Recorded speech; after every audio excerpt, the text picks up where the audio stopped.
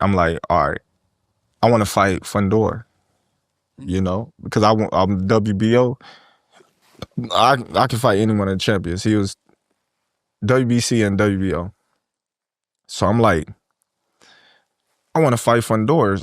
You know what I mean? He got 2 belts. I want to become undisputed at 154. That was my train of thought. But when he said he didn't want to fight me because I wasn't basically big enough, I looked at him like, huh? I don't sell. That's what his handlers were saying. Oh, I don't sell, and they want to fight Errol Spence because he's a bigger fight. But you knew what that was, though. Yeah. It's cool. It's cool. I'm not tripping on that because now they begging for a fight. Now they want to fight me now. I don't sell, so there's no need for you to even mention my name no more. Don't say Terence Crawford. Yeah. You know, all these guys that see now, they say, oh, he's the ticket. Win, lose, or draw, he's the ticket. I'll fight Terence Crawford. Come on, man. Boots had a chance to fight me. Vergil Ortiz had an opportunity to fight me, you know, but now everybody, oh, I'll fight Terence, or I'm this, I'm that. I'm like, okay, cool. When y'all had y'all opportunity, you know, y'all went elsewhere. But now that y'all see I'm the ticket, now y'all like, oh, yeah, we want to fight Terence Crawford. We want Terence Crawford. That's the narrative now. We want to fight Terence Crawford. The Fundora thing, you seen that play coming a mile away. Like, as soon as that fight was even talked about, I said, it's going to be a phone call made, and he finna walk that back. Whether he wanted to fight or not, he wasn't going to be allowed to, and you know that. You know, Allen then made that call and was like, nah, we ain't going that way. Got the Spence fight. After the Spence fight, I'm like, I want to fight Canelo. You know what I mean? Spence was basically contracted to fight Canelo if he would have beat me at 164, you know? And I was just like, damn, since I beat him, I should get the opportunity. So Bud confirmed that Sebastian Fundora, Jaron, Ennis, and Vergil Ortiz all ducked the fade. You know, I don't think we knew Fundora ducked the fade. That was very public. And he, you know, basically said that all of them tried to spin the block. You know? He said that all of them tried to spin the block. So, you know, Vergil tried to spin the block. Fundora, he said now they want to fight. And then obviously we know Eddie Hearn's ambition to make the Boots fight. And, you know, I agree with him. Now that I'm, you know, back then y'all didn't want me. Now I'm hot, they're all on me. He said, you know, I've always sold tickets, and they could put a narrative out there. And the thing about the narrative is people gonna run with it. That's one thing you find about it. People gonna run with the narrative. They're not gonna look at the numbers, look at the facts. They run with a particular narrative, and unfortunately, that's sad. Because you're like, damn, Bud sold this, and he sold here, and he sold there. And people be like, they're like, oh, but his promoter said, and you know, they create these narratives. And he also talked about how all the promoters blackballed him or whiteballed him. And, you know, the guy that used to be in Turkey's position, he also, like, you know, Crawford was his favorite fighter. And then, you know, Turkey took over. He said Turkey had more power, so he made things happen. So, yeah, I mean, at the end of the day, dog, I mean, there's a bunch of narratives they put out there. But usually, what they say, cream rise to the top, and usually the truth comes to the light. You know? Usually the truth comes to the light. You know? They can create these narratives. They can tell these lies. And y'all see it in y'all everyday life. At work or amongst family members or amongst peers.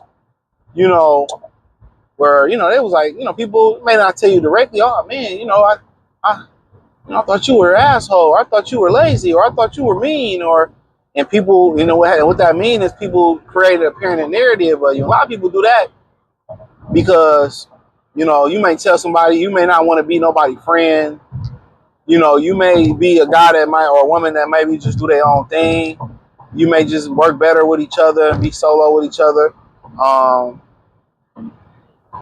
Or, you know, whatever, you know. Or people just may be jealous of you. So when you start really looking at it from that standpoint of view, You know, shit happens. But yeah, Vergil Ortiz. Remember he retweeted my shit when I said he ducked, and he said that, well, I didn't duck, not bullshit. Stephen Nelson said it. Bullshit. He would swear up and that motherfucker's a lying piece of shit. Vergil Ortiz ain't nothing but the 154-pound version of Ryan Garcia. He was very adamant that he didn't duck Bud. I don't know where y'all come with these. Like, these fighters be lying so fucking much, bro. It's hilarious, dog. That's like one of the reasons why, when I talked about that on the Tuesday Night Live I did. That's one of the reasons why we had these conversations, bro, about these fighters and shit. The media members, they be lying, bro. It ain't no point in going to cover a fight if you're not gonna be honest and get a true answer. These motherfuckers be lying, bro. He knew that they was trying to make that Bud fight. He knew Oscar De La Hoya turned that fight down on his behalf. He knew that.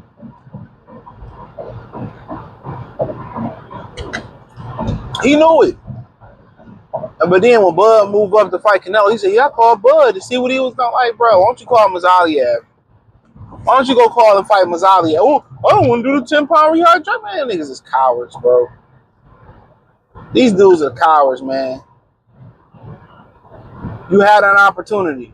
What you mean he don't sell or he don't do this? Like, bro, you don't sell now. These dudes are suckers, and now that their division is hot and they got to fight killers, now they want to fight Bud for the bag. No. It don't work that way. You ain't even cleaned up your division, but he was sitting there. He was hot. He was, I ain't ducking. Him and his daddy always, every time their name is associated with a fighter that they don't want to fight, him and the daddy always, I don't know who signed that. Who said that? We ain't doing it. We know y'all bitch asses ain't doing it because y'all scary. Y'all scary. Anytime you put his name in there with anybody they feel like they can't beat, they get all defensive and shit. They get very defensive. They, who said that? We ain't doing that. Who said that? They turn into Luigi Mansion and shit.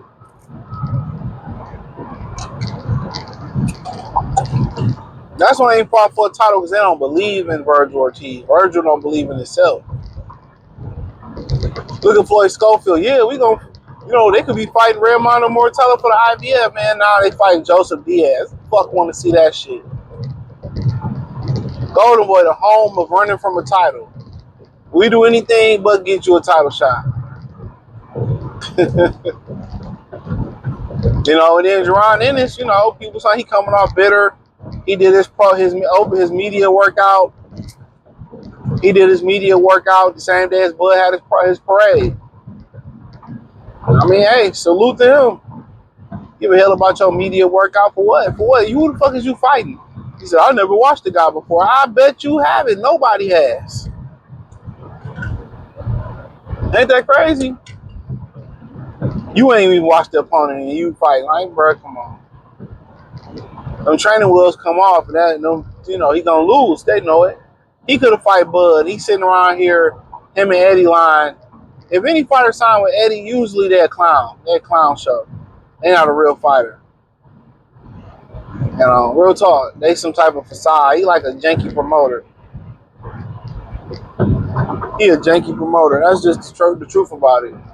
But, Fondura, we already knew what that was. We knew what that was. Oh, his nose was broke. He said, my nose wasn't broke. They don't want to, they don't basically say they didn't want him to take the Crawford fight.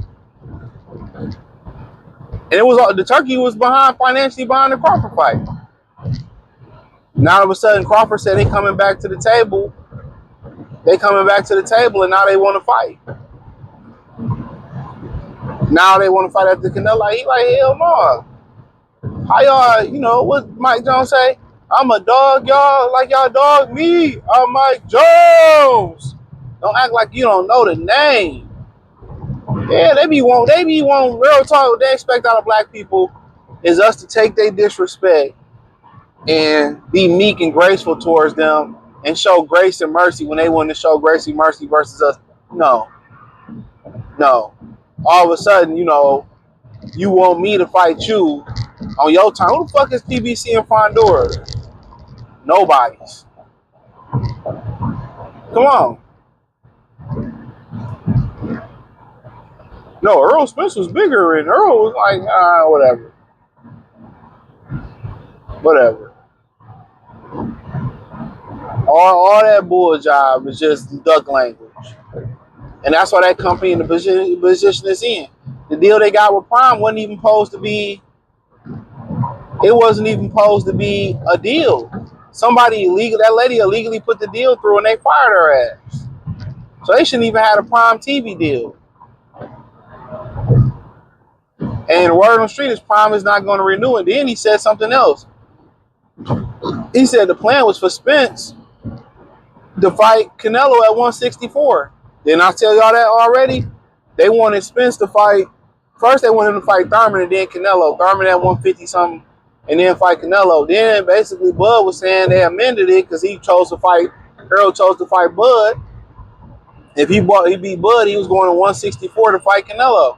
My thing is Canelo was willing, and I was talking about this. I broke that rumor a couple years ago. And my thing is this: if that's the fact that he gonna fight 164 versus Errol Spence, why didn't he fight Bud at 164? Come on, why didn't he fight Bud at 164?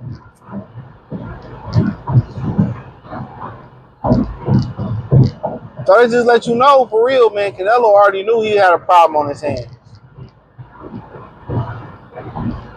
So they really tried to freeze him out. That's crazy that Al Heyman, a black man, is trying to freeze another brother out. But here y'all go. We got to support Al Heyman because he black. Every brother ain't a brother. Some brothers really the other. And that's the God honest truth. That's the God honest truth. Every brother ain't a brother. But hey, that's all I had to say, man. Thumbs up the video. Share the video. Subscribe to the channel. The subscribe button is the bell icon button. Hit all notifications. Increase your chance to get notifications. We go live and drop video. Hit the link in the description. Follow me on X, Instagram, Spotify, Anchor, Cash App, Venmo, PayPal. Peace.